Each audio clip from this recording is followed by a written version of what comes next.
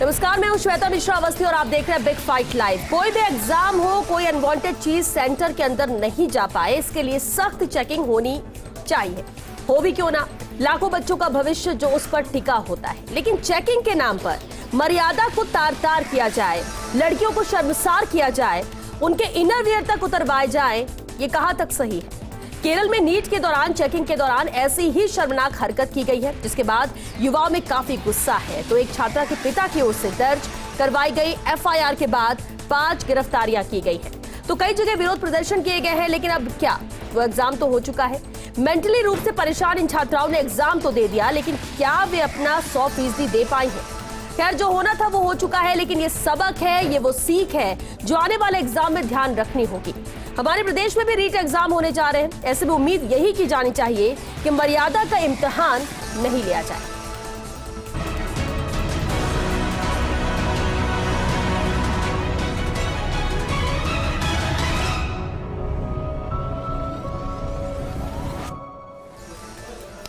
और चलिए, इस खास मुद्दे पर चर्चा के लिए बेहद खास मेहमान हमारे साथ जुड़ चुके हैं। सबसे पहले उनसे रूबरू करा दें आपको। कांग्रेस नेता ज्योति खंडेलवाल जी हैं, पूर्व सदस्य महिला आयोग की निर्मला देवड़ा जी भी शामिल हुई हैं चर्चा में, और साथ ही सामाजिक कार्यकर्ता स्नेहा काला जी भी मौजूद है। बहुत स्वागत है आप सभी का बिग फाइट लाइव में। शुरुआत ज्योति जी आपसे ही करते हैं। सवाल वही है कि आखिर एग्जाम के दौरान चेकिंग अपनी जगह है, नियम निकाले जाते हैं, लेकिन लड़कियों की इज्जत के साथ इतना बड़ा खिलवाड़ क्यों? ये कैसा नियम, क्यों शर्मसार किया गया उन्हें?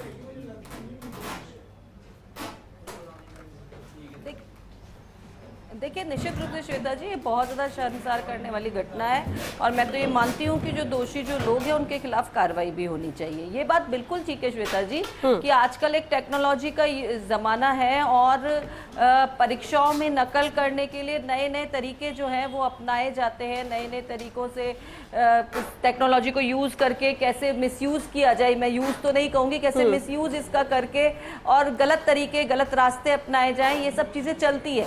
लेकिन जिस तरह की घटना के छात्राओं के साथ, उन बच्चियों के साथ जो एग्जाम देने जा रही है, हम सब जानते हैं नीट एक ऐसा एग्जाम होता है जिसको लेकर के ऑलरेडी बहुत नर्वसनेस होती है, ऑलरेडी बहुत ज्यादा प्रेशर होता है। वो बच्चे जो आगे मेडिकल की पढ़ाई करने जा रहे हैं, हम जानते हैं उनके ऊपर कितना ज्यादा प्रेशर पढ़ाई को लेकर के भी होता है। लेकिन आप उनको इस तरह के, जब इस तरह की घटना उनको एग्जाम देने के पहले अगर हो, तो निश्चित रूप से हम कह सकते हैं केवल शर्मसार ही नहीं, उस बच्चे के भविष्य के साथ भी एक बहुत बड़ा खिलवाड़ जो है वो वहां पर होता है। जो उसके सपने हैं वो बिखरते हैं, और एक ऐसी घटना होती है जिसे कोई भी सही नहीं ठहरा सकता। तो ऐसे में न केवल ये कि आप ठीक है जांच करिए, परखिए, आप मशीन लगाइए जहां से आप हर इंस्ट्रूमेंट को जांच सके, कोई चीज अंदर जा रही है तो उसे पहचान सके। लेकिन इस तरह की घटनाएं जो हैं वो निश्चित रूप से बहुत गलत है, और ऐसे में जब तक दोषी लोगों पर कार्रवाई नहीं होती है, सरकार को चेतना चाहिए, दोषी लोगों पे कार्रवाई करनी चाहिए, तभी जाकर के इस घटनाओं को रोका जा सकता है। बिल्कुल। निर्मला देवड़ा जी, पूर्व सदस्य आप महिला आयोग की रही हैं, महिलाओं की बात की जाती है, कभी किसी के साथ नाइंसाफी ना हो, बहुत सारी जिम्मेदारी आपने निभाई, लेकिन अहम इस मामले को लेकर क्या कहेंगी जो केरल में हुआ, नीट एग्जाम को लेकर हुआ? क्योंकि अब प्रदेश में भी नीट के एग्जाम है, और अगर एग्जाम में इस तरह की चेकिंग लड़कियों के साथ होगी तो कौन तैयारी करके एग्जाम देने पहुंचेगा? आधी तैयारी तो वहीं खत्म हो जाती है।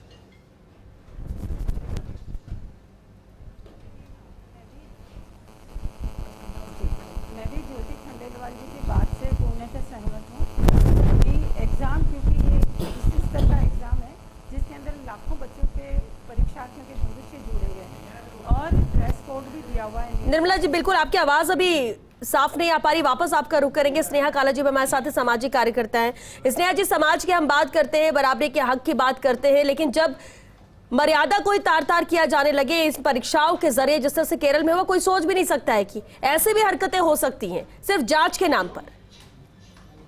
बिल्कुल, पहली बात तो मैं उन सारी लड़कियों को और उनके पेरेंट्स को श्रेय देना चाहूंगी कि जिन्होंने ये बात उठाई और कहा कि ये गलत हो रहा है उन लोगों के साथ। हम जेंडर इक्वालिटी की बात करते हैं, समानता की बात करते हैं, तो उन लोगों को, और खास करके सबसे दुखद बात यह है कि एक औरत ही दूसरे औरत को इस तरीके से शर्मसार कर रही है। सबसे दुख की बात मुझे वहां लगती है कि उन 5 महिलाओं को, जो कि उसमें से 3 एजेंसी से थी शायद और 2 इन हाउस एम्प्लॉयज थी, उन लोगों ने, उन्हें नहीं पता कि जो इनरवेयर होते हैं उसमें कितने उसमें मेटल्स होते हैं।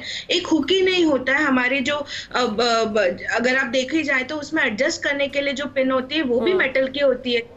आप, और सबसे बड़ा सवाल मुझे ये उठता है कि जो इन्विजिलेटर है, जो साइन कर पेपर्स इनके सुपरवाइज कर रहा है क्लासरूम, उसका क्या रोल रह जाता है अगर सब चीज तुम इसी डर से निकलवा रहे हो कि इंसान पेपर कॉपी कर लेगा। I mean, मतलब ये इज्जत एग्जाम से ज्यादा बड़ी हो गई है, या फिर कंफर्ट एक इंसान का, मेंटल प्रेशर क्या इससे ज्यादा बड़ा हो गया है? यही समझ में नहीं आ रहा है। बिल्कुल बिल्कुल ठीक कहा आपने कि महिलाएं ही अगर इस तरह की चीजों को ना समझे तो क्या कहा जाए।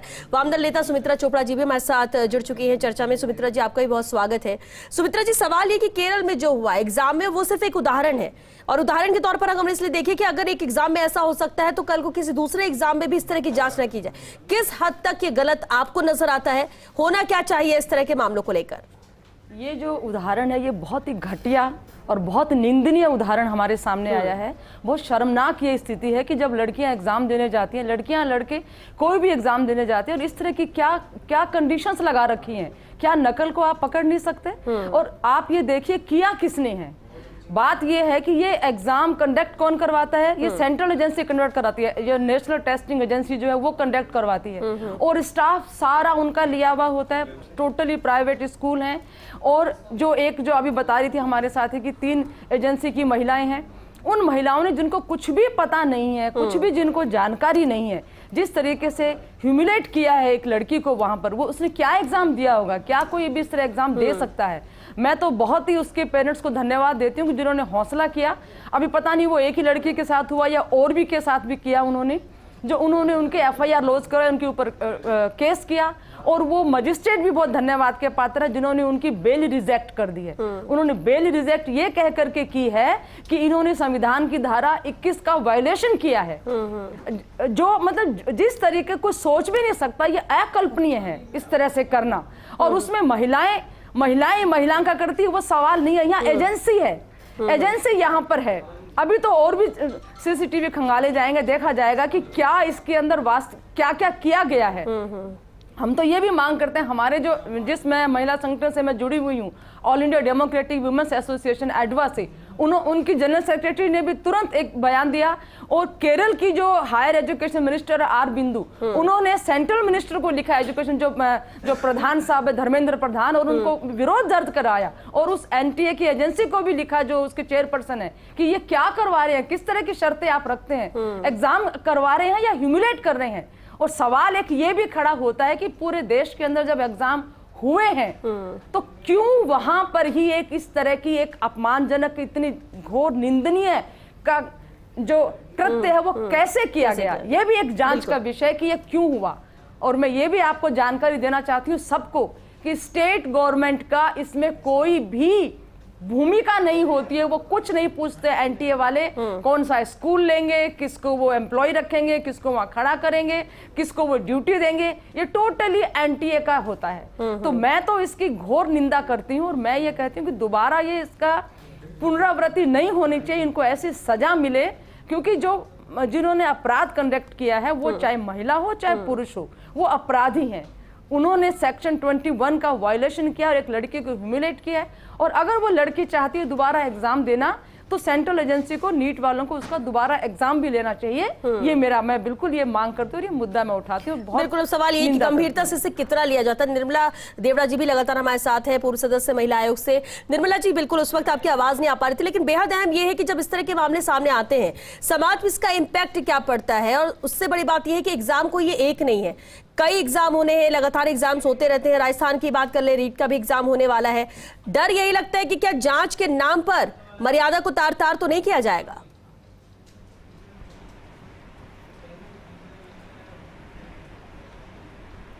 जी श्वेता जी, मैं आपकी बात से 100% सहमत हूँ। किसी भी महिला के मान सम्मान से छेड़छाड़ करके जो हरकत केरला के कोलम शहर में हुई है उसकी घोर निंदा करती हूँ। और ये बहुत ही अकल्पनीय स्थिति पैदा हुई है, और ये सोचने का विषय है कि जो लड़की वहाँ अपना भविष्य सुधारने के लिए एग्ज़ाम देने गई और उनके अंडरगारमेंट्स उतरवाए गए, जैसा कि हमने सोशल मीडिया पे और समाचार में सुना है। इससे ज़्यादा शर्मनाक, जबकि हमारी भारतीय संस्कृति कहती है कि स्त्रियों की मान सम्मान, उनकी लज्जा, इसका हमें विशेष ध्यान रखना चाहिए। और जो शिक्षा का एक बहुत बड़ा महत्वपूर्ण एग्ज़ाम है, वहाँ इस तरह की हरकत हो इसकी तो मतलब पराकाष्ठा है ये। उस बच्ची के माँ बाप ने कैसे इसको सहन किया, मैंने सोशल मीडिया पे पढ़ा है कि वो लड़कियां बाहर आके बुरी तरह से रो रही थी। ये भी देखना पड़ेगा कि वहाँ और क्या हुआ, क्यों अंडरगारमेंट्स उतरवाए गए। ठीक है, इनका ड्रेस कोड है, उसको फॉलो भी करना चाहिए। अब राजस्थान में भी ये एग्ज़ाम होने वाले हैं, तो हम हमारी सरकार से, राजस्थान सरकार से मांग करेंगे कि इसके लिए ऐसी व्यवस्था की जाए कि कहीं भी एग्ज़ाम देने वाली महिलाओं को, लड़कियों को इस तरह से मानसिक प्रताड़ना नहीं सहन करनी पड़े, उनके मान सम्मान को इस तरह से तार तार नहीं किया जाए। बिल्कुल बिल्कुल ठीक कहा आपने। लेकिन ज्योति जी, अब बिल्कुल डर ये भी कि नीट का एग्जाम हुआ जिसमें ये हुआ, रीट का एग्जाम राजस्थान में होने वाला है, जांच होती है, लेकिन सबसे अहम बात है कि जब एडमिट कार्ड आता है उसके साथ डूज एंड डोंट्स रहते हैं कि आपको क्या करना है, क्या नहीं करना है, किन चीज़ों का इस्तेमाल करना है, कैसे आप आ सकते हैं, पूरी चीज़ें डिटेल में होती है। तो सवाल ये भी उठता है कि जो जाँच करने वाले, क्या उन्हें नहीं पता या वो अपनी मर्जी से ही कुछ भी करवा सकते हैं? और क्योंकि बच्चे वहां पर तैयारी के साथ जाते हैं, एक अलग माइंडसेट होता है, और उसके बाद इस तरह की चीज़ें अगर हो जाए तो क्या उम्मीद करेंगे कि वो बच्चियां क्या एग्जाम देकर आई होंगी, या फिर आने वाले वक्त में अगर ऐसी घटना होती तो लड़कियां इस घटना से कितना डरी होंगी?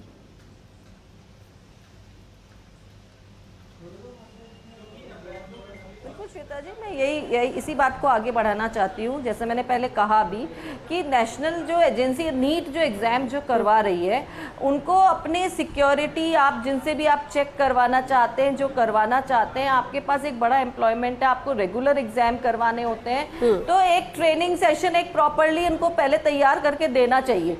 आप उनका ट्रेनिंग सेशन करो कि आपको कैसे जाँच करनी है, कितनी जाँच करनी है, कहाँ पर क्या गड़बड़ी हो सकती है, उस गड़बड़ी को कैसे रोकना है, और उस गड़बड़ी को रोकने के लिए आपको किस हद तक जाना है और किस हद तक नहीं जाना है, ये सब चीजें तय करना बहुत ज्यादा जरूरी है। और इसके लिए आप नीट कोई मतलब कोई एक दिन में एक बार होने वाला एग्जाम नहीं है। नेशनल एजेंसी द्वारा बार बार अलग अलग तरीके एग्जाम कंडक्ट करवाए जाते हैं। तो एक इस तरह की एक ट्रेनिंग सेशन हो, एक प्रॉपर तरीके का सेशन हो, जिससे इस तरह की घटनाओं की पुनरावृत्ति ना हो सके। और दूसरी बात, इस तरह की घटनाओं उन ट्रेनिंग से अबव जाकर के अगर कोई काम करता है तो उसके अगेंस्ट निश्चित रूप से कार्रवाई हो, न केवल कोर्ट के माध्यम से जाकर के कार्रवाई हो, बल्कि सरकारों के माध्यम से भी होनी चाहिए। और ये बात बिल्कुल सही है कि ये नेशनल एजेंसी का मामला है, तो इसको निश्चित रूप से नेशनल एजेंसी को देखना चाहिए। लेकिन राजस्थान में भी आगे आने वाले समय में रीट का एग्जाम है, तो इस घटना से सबक लिया जाना चाहिए, और इस घटना से सबक लेकर के कैसे हम लड़कियों को एक वो माहौल दे सके कि वो एक अच्छी तरीके से अपना एग्जाम दे सके, बिना नर्वसनेस के दे सके। चेकिंग उनके लिए एक ऐसी चीज ना बन जाए जो कि उनको एग्जाम देने से पहले एक दूसरे नर्वसनेस से गुजरना पड़े। तो इस तरह की घटनाएं निश्चित रूप से रुकनी चाहिए, रोकी जानी चाहिए। एक निश्चित गाइडलाइन जो है वो सबके पास जानी चाहिए, उन्हीं का ही फॉलो होना चाहिए। और जो इस गाइडलाइन को अगर फॉलो नहीं करता है तो उसके अगेंस्ट सख्त से सख्त कार्रवाई होनी चाहिए, जिससे आगे इस तरह की घटनाओं की पुनरावृत्ति न हो। बिल्कुल।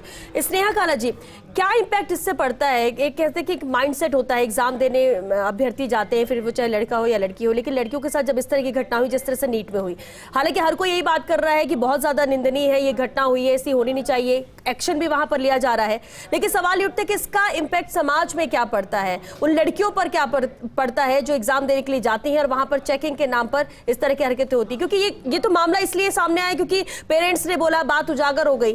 कई बार तो, और ज्यादातर तो ये होता है कि कोई मुंह खोलता नहीं है कि इन सब चीजों पर हम कैसे बोले, बदनामी होगी।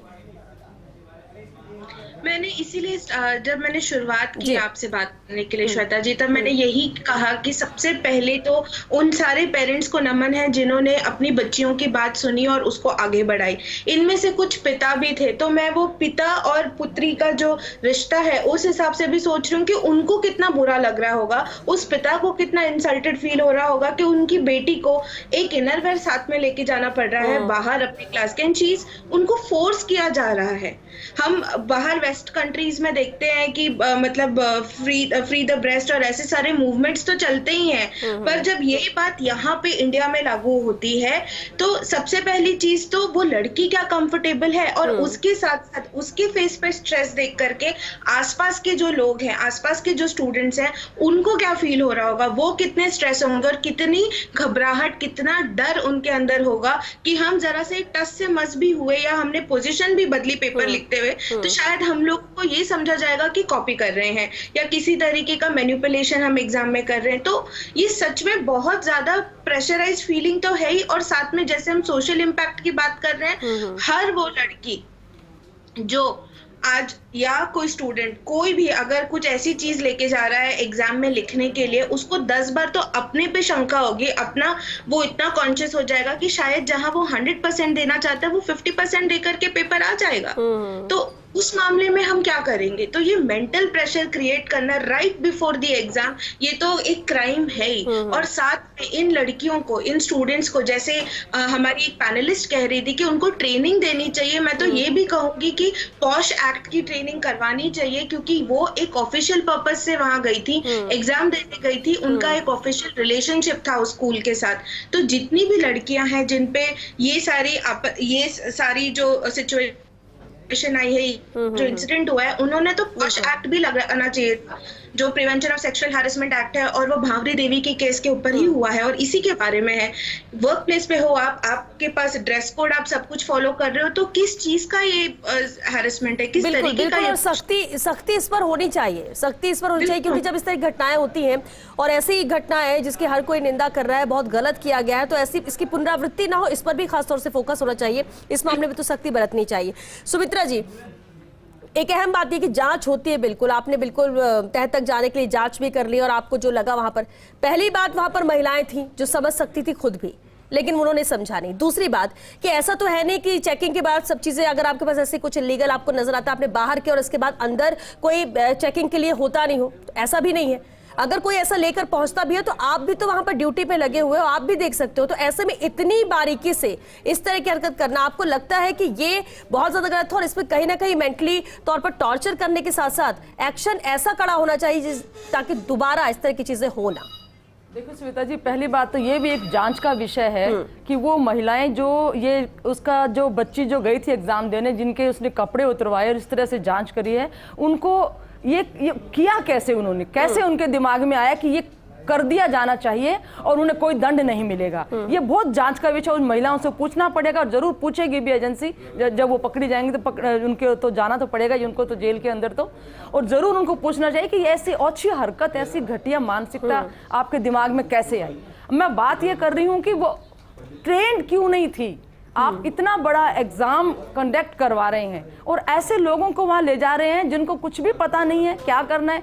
एग्जाम से ज्यादा तो बच्चे, मैं एक स्कूल टीचर रही हूँ और मैं देखती थी कि बच्चे जब एग्जाम देने आते हैं तो वो इतने घबराहट, उनके दूसरे तरह के इतने ज्यादा स्ट्रेस दिमाग में होता है। और अब ये नेशनल एग्जाम जो उनकी जिंदगी का एक अहम हिस्सा होता है, उसमें जिस तरीके से उनके साथ में बिहेव किया जाता है, ये कि वो क्या नकल लेके आ रहे हैं, क्या ड्रेस पहन के आ रहे हैं, ड्रेस कोड लागू कर रहे हैं, और इतना स्ट्रेस के अंदर बच्चे रहते हैं, विशेष करके लड़कियां।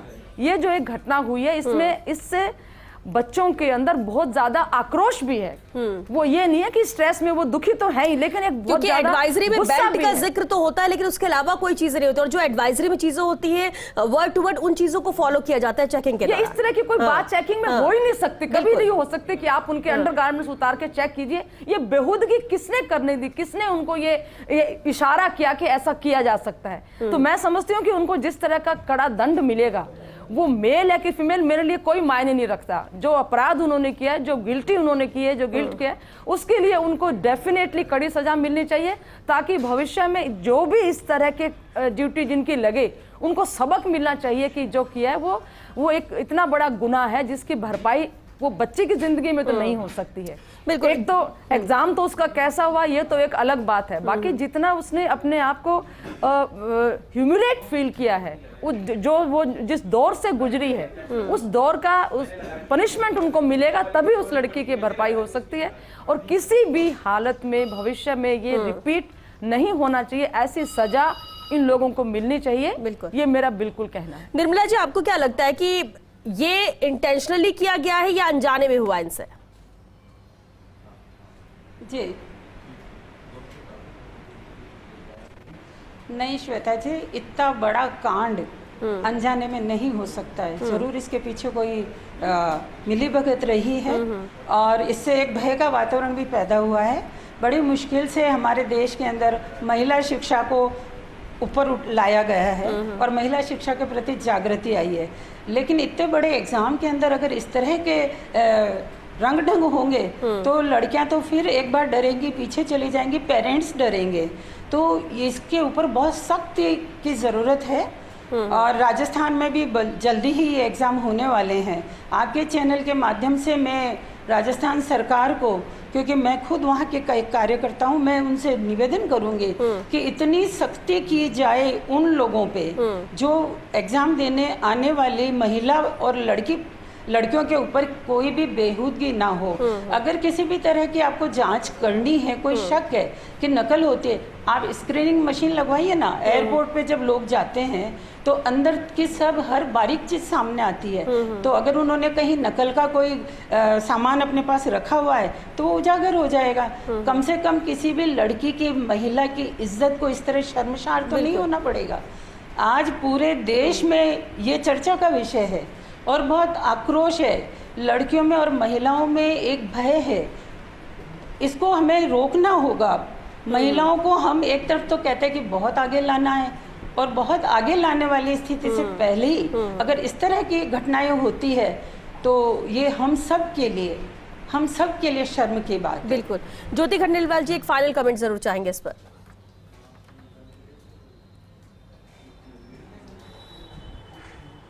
देखिए, मैं तो यही कहना चाहूँगी कि एक तो बहुत प्रॉपर ट्रेनिंग के साथ इस तरह की जांच और इस तरह के प्रोग्राम जो है वो कंडक्ट होने चाहिए, घटना की पुनरावृत्ति न हो, और आप जो एक प्रोटोकॉल, एक प्रॉपर गाइडलाइन जैसे जारी कर दी गई है, ये ड्रेस पहन करके आना है, चप्पल पहन के आनी है, शूज नहीं पहन के आने हैं, आप कोई मेटेलिक चीज नहीं ला सकते हो, ये सब ऑलरेडी डिसाइडेड है। तो उन्हीं के अनुरूप इसमें जो है वो एक्शन लिया जाए, जिससे हम नकल को भी रोकना एक बहुत बड़ी जिम्मेदारी है, उसे रोका जाए। लेकिन इस तरह की घटनाओं के साथ उन्हें शर्मसार ना किया जाए, उन्हें स्ट्रेस ना दिया जाए, उन्हें परेशान ना किया जाए। और मुझे लगता है कि इसमें जो महिलाओं ने जो किया है, जो चेकिंग करते हुए जिन्होंने किया है, ऐसा लगता है कहीं ना कहीं मेरी सोच ये है, उन्हें पहले से सोच रखा था कि आज तो अपन कुछ ऐसी घटना करेंगे, क्योंकि आप इंस्टेंटली इस हद तक जा सको ऐसा मुझे नहीं लगता। या तो आपकी मानसिकता बहुत विकृत है, या फिर आपने पहले से कई बार आप एक माहौल बना लेते कि अरे आज तो अपन ऐसा कुछ घटना करेंगे, ऐसी कुछ करेंगे कि इतनी गहराई से जांच करेंगे, या कोई भी आपके अंदर सोच और मानसिकता उस समय डेवलप हो सकती है। तो इन सब चीजों को रोकना बहुत जरूरी है, क्योंकि अगर हम चाहते हैं कि बच्चियां अच्छे से, बच्चियां हो चाहे बच्चे हो, अगर बच्चों के साथ भी, कोई मेल के साथ भी अगर इस तरह की घटना होगी तो उसको लेकर उतना एक लिमिटेशन होनी चाहिए, लिमिट हर चीज की होनी चाहिए। लेकिन अगर लिमिट को क्रॉस आप करेंगे, फिर चाहे किसी के साथ भी करें, वो गलत ही है। क्योंकि वक्त खत्म हो चुका है। बहुत शुक्रिया आप सभी का इस चर्चा में शामिल होने के लिए। एग्जाम देने के लिए बच्चे जाते हैं, बहुत सारी तैयारी करते हैं, पूरे साल मेहनत करते हैं और उसके बाद परीक्षा देने पहुंचते हैं। लेकिन अगर वहां पर इस तरह की घटनाएं हो, इस तरह की हरकत की जाए, उसके बाद आपको लगता है कि क्या वो उस माइंडसेट से पेपर दे पाएंगे, उनका पेपर तो वहीं पर आधा अधूरा रह गया। इसके बाद जो लड़कियों ने अपने एक्सपीरियंस शेयर किए हैं, उसको तो आप और हम सोच भी नहीं सकते कि उस वक्त किस तरह से बैठकर उन लोगों ने एग्जाम दिया होगा। ये जरूर है कि जिम्मेदारी है कि यहाँ पर नकल ना हो, उसे रोका जाए। हर एहतियात के तौर पर कोशिश यहाँ पर की जानी चाहिए, नियम बनाए जाते हैं, लेकिन उसकी भी एक सीमा है। उस सीमा को अगर लांघेंगे तो ये कोई भी बर्दाश्त नहीं करेगा, खासतौर से लड़कियों की इज्जत के साथ, उनकी मर्यादा को अगर तार तार करने की कोशिश की जाती है। तो बेहद ही निंदनीय घटना है जो केरल में हुई। चलिए इसी के साथ बिग फाइट लाइव में आज के लिए बस इतना ही। नमस्कार।